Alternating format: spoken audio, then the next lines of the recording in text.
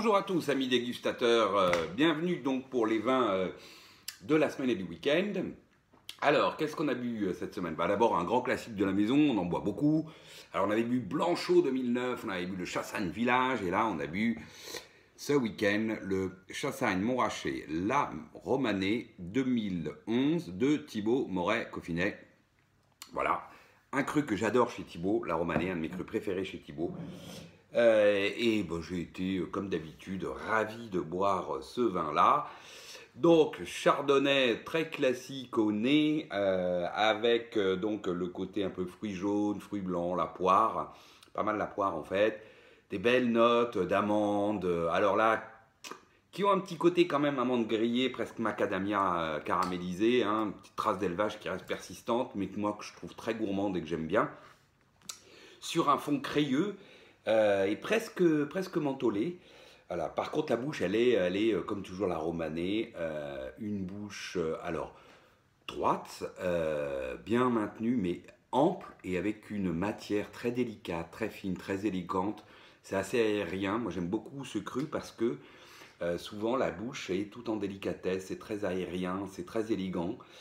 Ça tient tout du long, jusque dans une belle finale, fraîche. Là, il y a une petite tonicité, fraîcheur là, qui vient réveiller ça, belle persistance, un très joli chardonnay, une très jolie romanée sur ce millésime 2011 que moi je trouve plutôt très réussi en blanc en Bourgogne. J'aime beaucoup ce millésime et cette romanée me confirme que c'est vraiment un joli millésime en Bourgogne. On peut les boire, mais à mon avis ça peut encore se garder et gagner encore en complexité aromatique probablement avec un vieillissement sous verre de quelques années.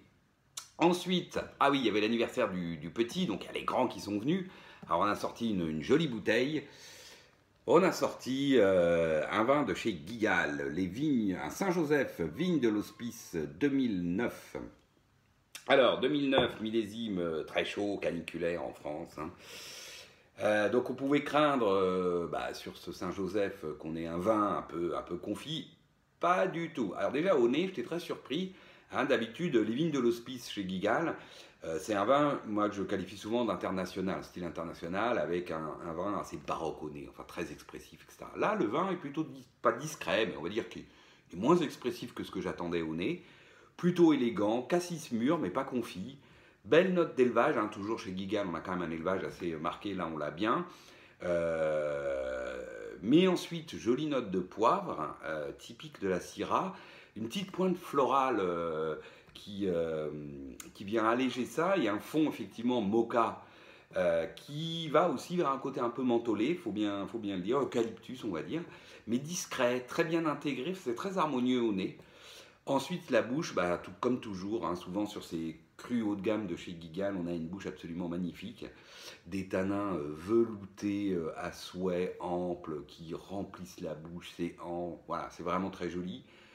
Belle structure, c'est puissant, grosse structure, ça tient la bouche de bout en bout sur ses épaules. Hein. Et puis aromatiquement, on est toujours sur ce cassis mais pas confit, mûr, compoté mais voilà, gourmand. Belle note de poivre, donc d'épices de poivre, de réglisse. Une petite, toujours cette pointe florale et ce fond mocha.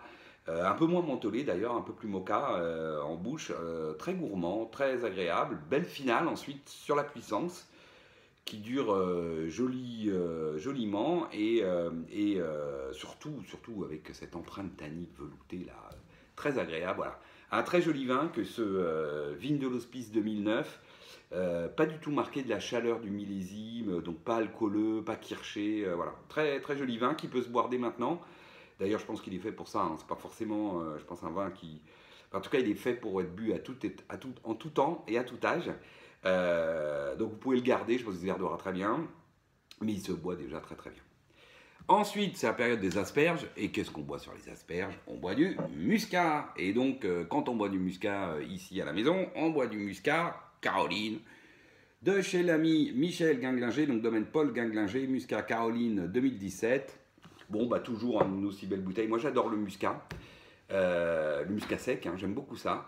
Je trouve que c'est un cépage dont on parle finalement assez peu, on le trouve assez peu en restauration, c'est bien dommage. parce que ça se marie très très bien, particulièrement l'été sur les salades, les entrées. C'est vraiment un joli vin quand il est sec, ce qui est le cas là. Avec un nez très floral, fleurs blanches, presque iris par moment. Ensuite des petites notes de fruits jaunes, alors à l'abricot, la pêche, hein, des petites notes un peu très agréables. Et puis un fond plutôt, on va dire, entretourbé, calcaire ou, euh, ou, euh, ou silex, enfin un fond assez minéral, ce qu'on appelle. Voilà, moi j'aime bien ce côté-là. Et surtout, c'est la bouche. La bouche, elle est sèche, elle est droite, très belle matière ample, mais c'est bien droit. Il y a une belle tonicité, belle fraîcheur dans ce vin. Jolie matière qui enrobe ça, toujours sur ces notes très florales, très agréables, hein, de fleurs blanches, de fleurs jaunes. Et un tout petit côté un petit peu gourmand grâce aux notes de fruits, d'agrumes et de fruits. Voilà, belle finale, droite, sèche, un très joli vin, belle persistance. Toujours pareil, ce Muscat Caroline, super, et sur les asperges, absolument super. Voilà, je ne peux que vous conseiller de boire ça. Ensuite, qu'est-ce qu'on a ouvert? Ah oui, on a ouvert un vin de l'ami Jean-Pierre, au classique de la maison aussi.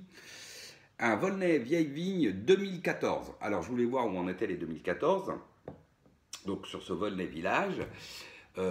Alors d'abord, je retrouve dans ce millésime l'image que je m'en fais. C'est vraiment un millésime de matière, il n'y a pas à dire. Donc un joli nez de cerises, des notes d'épices, et puis une petite pointe de ronce, et un fond plutôt sur le noyau. Aujourd'hui, on sent que le vin est encore jeune en fait. Et c'est surtout dans la bouche. Alors la bouche, grosse matière. En fait, c'est vraiment un millésime de matière, ce millésime 2014 en Bourgogne. Grosse matière, dense, encore un peu ferme, donc vraiment à attendre. Et puis grosse acidité dans la finale, bien maintenue par la matière, hein, bien, je dirais, enrobée par la matière. Mais donc tonique du coup, presque puissant pour un Volnay Village, surtout le Volnay de Jean-Pierre qui est plutôt un vin plutôt fin, délicat. Sur ce 2014, presque dans la finale, c'est puissant tellement il y a d'acidité et de matière qui vient bousculer cette finale. Donc très joli, mais pas du tout encore prêt à boire, autant vous le dire. Même si on y prend du plaisir, moi j'y ai pris du plaisir parce que j'aime bien analyser le vin et que il est conforme à ce que j'en attends, donc j'en suis donc content.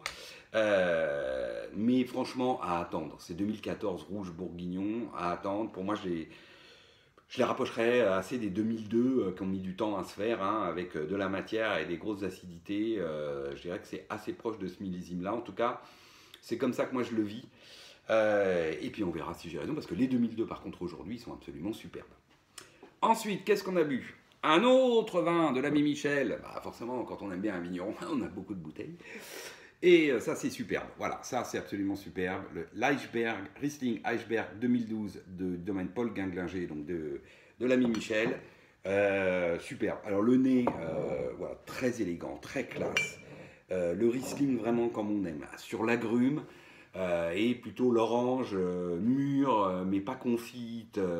Ensuite, des belles notes presque d'épices, typé pain d'épices, miel, fleur d'oranger, voilà. Très très joli, un fond plutôt cire d'abeille, pas tellement pétrolant, mais vraiment terpénique au sens cire d'abeille, très classe, très élégant. Ensuite la bouche elle est droite, elle est puissante. Alors ce 2012 en Alsace, j'ai l'impression des vins qui ont quand même un peu d'épaule, parce que là on a une belle matière bien enrobante, mais une belle acidité, et tout ça donne un vin presque puissant, droit. Belle aromatique à nouveau sur les agrumes, l'orange, presque la mandarine, des petites notes florales, puis ensuite plus épicées, et ce fond, toujours pareil, cire d'abeille, terpénique, ce qu'on appelle, très classe, finale, puissante, droite, sèche, en tout cas ça goûte sec. Il y a une petite pointe de friandise quand même, justement, avec le côté miel, fleur d'oranger, là, mais c'est sec et très belle persistance. En gros, moi j'ai pris beaucoup de plaisir dans ce vin puissant, très agréable, qu'on peut commencer à boire, franchement, même s'il va tenir encore un bon moment. Et puis pour finir, hop, on a sorti un Bordeaux. que j'avais rapporté parce que les deux premières expériences n'avaient pas été très concluantes. Alors je m'étais dit, bon, on va finir cette série-là. Puis c'est bien dommage parce que comme ça arrive avec Bordeaux souvent, pas souvent, mais enfin ça arrive, et ben la troisième était la meilleure, le château Aubailly 2003, Pessac-Léognan. Donc très beau cru de Pessac, hein, Aubailly, moi un cru que j'aime beaucoup, très classique dans son style. Alors, les deux premières bouteilles que j'avais bu de ce 2003 m'avaient un peu déçu. Un vin que je trouve un peu en dedans, un peu dissocié. 2003, un millésime caniculaire, je rappelle. Et là, effectivement, un final un peu fuyante. Bon. Mais alors, sur cette troisième bouteille, pas du tout ça. Donc, je me demande même si. Enfin, la différence de bouteille est vraiment importante. Donc, bon, est-ce que je les avais mal goûtées? Est-ce que j'étais mal luné ces moments-là? Est-ce que les bouteilles sont vraiment différentes? Je ne sais pas. Mais celle-là est vraiment très jolie. Donc, Mathieu Gauthier, tu peux te faire plaisir maintenant, mais garde-les parce que cette troisième, elle était vraiment très belle, parce qu'on les avait achetées ensemble. Donc, un joli nez, du Bordeaux à maturité, donc le cassis, mûr, friand, mais pas à nouveau, pas confit, même sur ce millésime caniculaire, pas de côté kirché, pas de côté alcooleux, pas du tout. Ensuite, des belles notes d'épices réglissées plutôt. Euh, un fond tabac, boîte à cigares. Voilà, un côté épice boîte à cigares qui va sur ce fond tabac, tabac blond, tout ça. Très joli, très élégant. Alors plutôt en profondeur. D'ailleurs, ce qui est le cas de la bouche, on a une bouche charpentée, belles épaules, voilà. Droite, profonde, grosse structure. Pas du tout ronde ou fuyante. Donc pas d'acidité non plus en 2003, mais du coup, ça tient avec cette grosse structure assez puissante, tout au long de la bouche, avec cette belle aromatique de cassis, là, c'est très friand, cassis, pas confit, cassis mûr, enfin fruits noirs, mûrs, cassis, mûr, myrtille, enfin ce genre de fruits. Les belles notes d'épices typées boîte à cigares, et puis ce fond tabac blond, fumé, là, très, très élégant. Belle finale sur la structure, alors pas écœurante du tout, très digeste, voilà, belle persistance. Bon, voilà, moi j'ai pris beaucoup de plaisir sur ce Aubailly 2003, et là il est à son niveau, à son rang, je trouve. Donc je suis bien heureux qu'au moins une de mes trois bouteilles s'est très très bien bu. Et voilà, donc belle semaine à tous d'ailleurs, je vous souhaite une belle semaine et je vous dis à la semaine prochaine.